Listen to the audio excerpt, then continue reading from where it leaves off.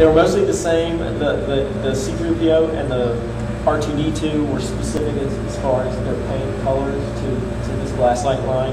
The ships all came molded in different colors, and the packaging was all fresh. They had new artwork for everything. And probably the most important piece of this is where the infamous Flix action figure was sold. It was prototyped in the U.S., never sold, but they snuck it into the line here in 88, 89 in Brazil. So how that came about was that Brazil, I think they still do, but at least at the time, had really high tariffs on imported items. So the Brazilians tended to make their toys themselves. So what had happened was Kenner had made this mold in the United States for this line that was going to be canceled. And who knows how, but at some point they said, hey, why don't we just ship you the mold and you can make them. So the Flix mold from the U.S. was most likely shipped to Brazil to allow them to make them in Brazil so they could avoid the tariffs of importing the figures themselves. Right. I mean, they made them all there. They probably shipped all the tooling. But that just happened to be one they never released in the U.S. Yeah, it's just why that one? Who knows? Because there were other tooled up, unproduced droids and Ewoks figures that didn't make it over to Brazil. So that one was just odd choice. They just picked some random,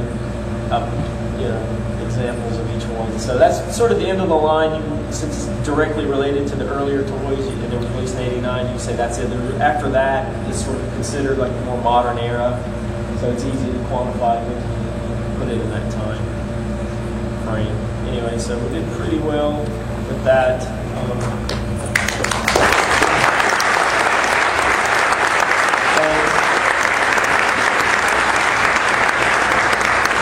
Probably got about, I don't know, maybe 10 minutes or so for some questions. If anybody's got anything, or when do we get our cereal box? Okay, we got one here. What do you think is the rarest vintage collectible? The rarest vintage collectible. That's really hard. That's really hard to say. Flix is rare, but I've seen probably a dozen of those things around. That R2-D2 with the obstacle course, maybe one or two. There was a picture back there. I showed a vinyl caked Jawa in a Meccano package that just turned up a few months ago, and I think it sold for like $30,000 off eBay. The Australian 12-inch Vader and Empire is really rare. Those are pretty rare. So it's hard to say. Like you can say, what's the specific kind of rare thing? So anything I can say is one or two quantities of, and now it's one or two. Those are pretty. Action figure packaging is one thing. Like a specific toy, it's hard to say exactly. There are probably a lot of things, even that we showed today, that are production things that there are only under 5 of known in the world today. So anything you get down to probably under 10 range, probably lump them all into the same. That's the same group is pretty rare. Back there. Oh, he stood up.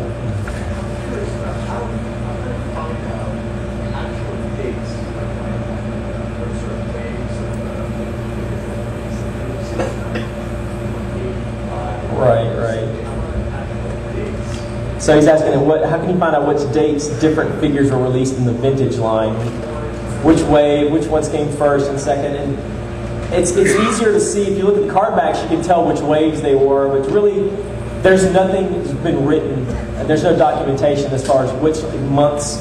Some people speculated, okay, these, like up the 12 backs, you knew like the last 3 12 backs for sure were the Death Squad Commander Jawa and Tusken Raider, but you get into the Empire, everything, you can say, well,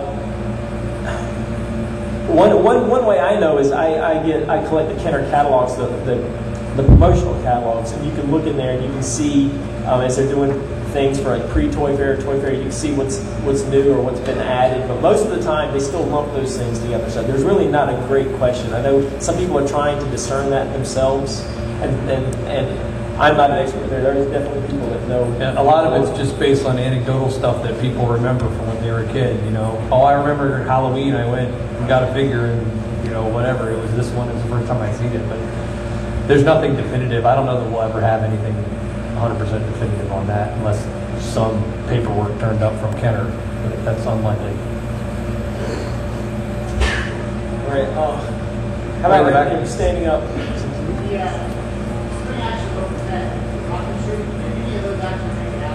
Did the rocket firing Boba Fett actually make it out? That would be no, definitely not. We talked. I personally met with people that worked on that line, and they were like, the legal came in there, and actually the reason legal really canceled it was because when they changed it from the little L slot to the J, the little J, the piece that makes it a J kind of broke off, and it was a sharp point hazard, and they were like, this will get in somebody's eye. There was the Battlestar Galactica relation there, but they never released it. Nobody ever got one. They did make quite a number of prototypes. There's prototypes in all different phases.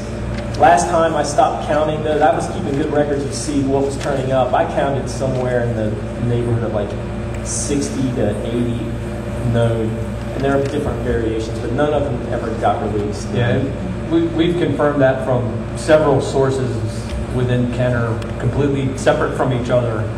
So it's corroborated across multiple people, not just like one guy said they were never released. So I mean, legal, the testing department, the engineers, they all have the same story. They never went out. There was a couple back, very back of the wall. I've seen in the past figures that were made that had no the character never existed in the thing of other countries.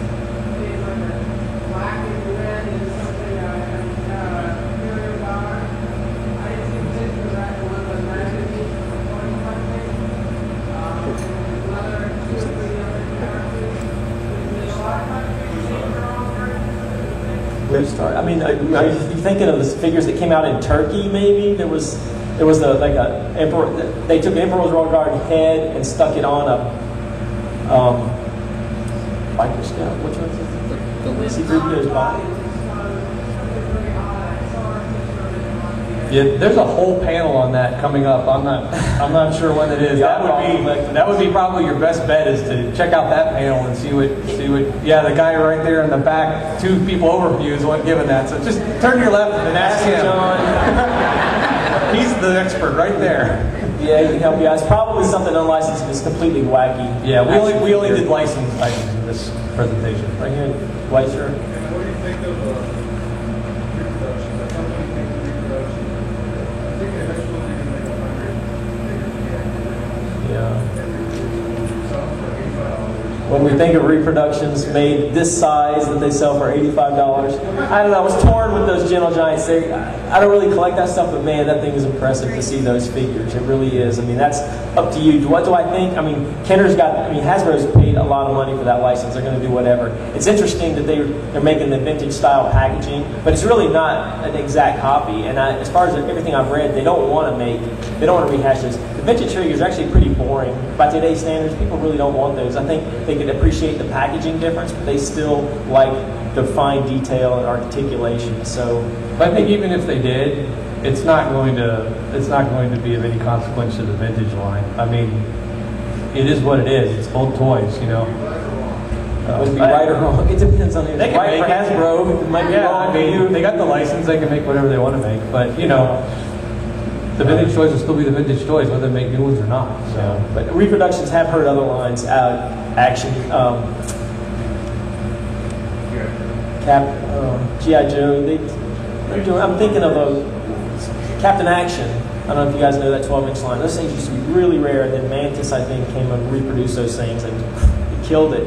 12-inch G.I. Joes was sort of the same thing. It did hurt it. Now you get some purists out there who want the original thing. So it's always better as a collector. You don't want to see stuff over. That's the whole point of collecting. It's like, oh, this is rare. It's limited, whatever. You don't see them keep cranking things out. So I don't love it. I think there's plenty of it out there to buy as is. But you know, these companies pay for these licenses and sort of grab them. What's the most produced action figure? What do I see? Man, Darth Vader was produced for a long time in a lot of places. C-3PO was too, but they changed C-3PO. So there's multiple versions. But Darth Vader, Jawa was. I'm trying to think of what I used to see the most. I mean, Darth Vader was a really popular guy. Stormtroopers, they sold throughout the lines. So there's probably a few. Chewbacca's are everywhere. Yeah. It always seems like Gamorrean Guard was everywhere, but that was started at Jedi, so it's hard to say. I'd say Vader's probably. That would be what I would guess. And right here, go to. Going off of this question, are the Kenner production numbers known and withheld by Hasbro who owns Kenner, or they just don't exist? I don't think they. I mean, if the production numbers for the toys are known by Hasbro, I would be highly suspect. I know that a lot of those archives have been gone through and stuff, and a lot of employees cycle through. So there's really, from what I've ever seen or heard, no way to know exactly how many they made of each one. Those records may still be around, but I know just from being in business, you know, one company buys another, people get lost, things get lost. They were auctioning things off in Cincinnati left and right. They gutted that warehouse. A lot of stuff got thrown. I mean, I know guys that were going to that dumpster all the time. And if they do guys exist, great stuff. it's probably on a paper document somewhere, not a computerized document. So even if it exists at a Hasbro warehouse somewhere, does anybody even know it's there? If it was on carrier, computer, you go look it up. Probably floppy not. disk this big with 4K of memory, Yeah. you wouldn't be able to retrieve it anyway. Back right here with you. You mentioned that the vintage Kenner promotional catalog. Is it known exactly how many of those were done, both domestically and foreign? The vintage promotion.